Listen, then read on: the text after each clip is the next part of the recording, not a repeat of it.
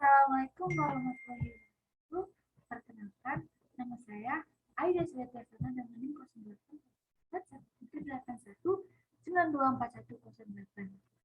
Di sini saya akan menjelaskan tentang pengaruh kekeringan air pada tumbuhan. Air adalah hal utama penyusun sel tumbuhan. Sebanyak 85-90% dari bubuk segar sel-sel dan jaringan tanaman adalah air. Selain itu, air juga memiliki peran penting dalam menjaga suhu tanaman. Melakukan proses fotosintesis dan respirasi menjadi media untuk reaksi-reaksi biokimia serta penyerapan mineral dari dalam tanah.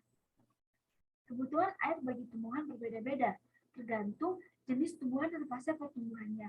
Pada musim kemarau, tumbuhan sering mendapatkan cekaman air or water stress. Karena kekurangan air, pasokan air di daerah perakaran dan laju evapotranspirasi yang melebihi laju absorpsi air oleh tumbuhan. Kekurangan air terjadi dalam semua jaringan tumbuhan yang mengalami transpirasi. Pengaruh kekurangan air terhadap hasil tumbuhan ditentukan oleh derajat dan waktu berlangsungnya kekurangan tersebut. Respon tumbuhan terhadap kekurangan air tersebut relatif terhadap aktivitas metaboliknya, morfologinya, tingkat pertumbuhannya, dan potensial hasil panennya.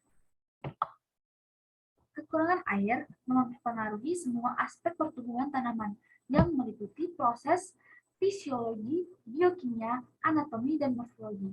Pada saat kekurangan air, sebagian stomata daun menutup sehingga terjadi hambatan masuknya karbon dioksida dan menurunkan aktivitas fotosintesis. Selain menghambat aktivitas fotosintesis, kekurangan air juga menghambat sintesis protein dan dinding sel. Penyebab kekurangan air pada tumbuhan bisa dilihat dari ketersediaan air tanah yang semakin menurun, kemarau yang berkepanjangan, adanya perubahan iklim yang tidak menentu, laju transpirasi terjadi lebih cepat dibandingkan dengan laju pengambilan air dari tanah. Ciri-ciri tanaman kekurangan air itu bisa dilihat dari beberapa aspek. Yang pertama, tanaman layu. Tanaman layu ini adalah tanda klasik tanaman kekurangan air.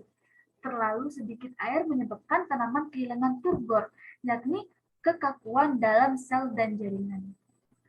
Yang kedua, tanah kering. Jika tanah di sekitar tanaman kering, mungkin membutuhkan lebih banyak air.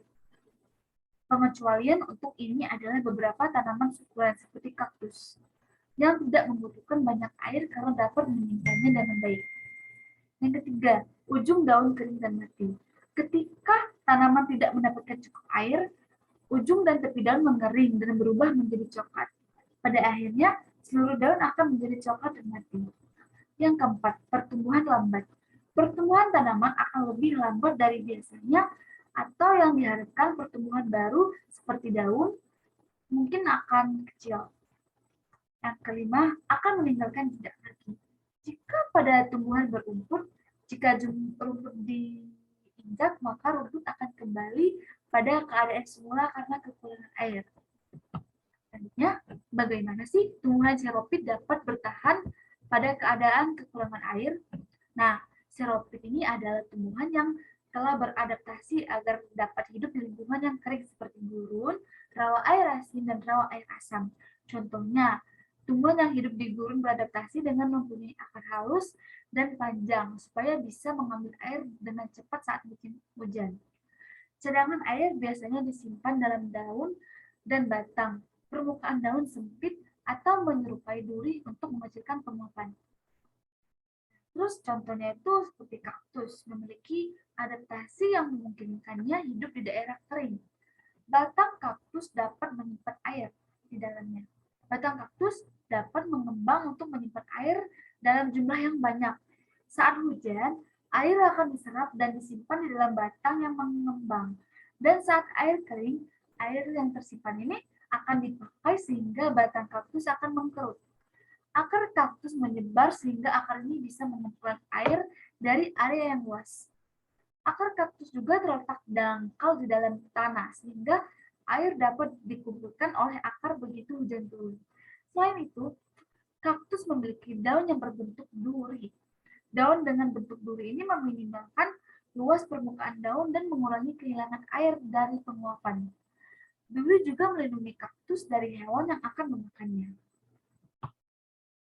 Efek kekurangan air yang pertama, perubahan pada daun. Nah, saat kekurangan air, daun tanaman lebih sering menunjukkan tanda-tanda pertama. Mereka akan mulai layu atau terkulai karena kurangnya kelembapan. Bisa kita lihat di gambar sebelah, daun akan menjadi kusam dan berwarna kekuningan atau kecoklatan saat kekurangan air berkepanjangan. Selain itu, ujung daunnya juga akan kering dan hangus di sepanjang tepi daun. Yang kedua, tanaman yang tidak menerima cukup air menunjukkan perlambatan pertumbuhan. Jika kekurangan air sementara, pertumbuhan yang melambat hanya terjadi secara singkat. Akan tetapi, jika tanaman berhenti mendapatkan air dalam jangka panjang, dapat menyebabkan tanaman berhenti sepenuhnya. Bisa kita lihat pada gambar di bawah. Yang ketiga, penurunan produksi. Tanaman yang kekurangan air akan mengalami pertumbuhan yang melambat. Artinya, tanaman akan mengalami penurunan produksi juga dari hasil pertumbuhannya. Tanaman berbunga, pohon, atau tanaman lainnya akan menumbuhkan lebih sedikit tunas baru dan menghasilkan lebih sedikit bunga yang seringkali akan gagal berkembang.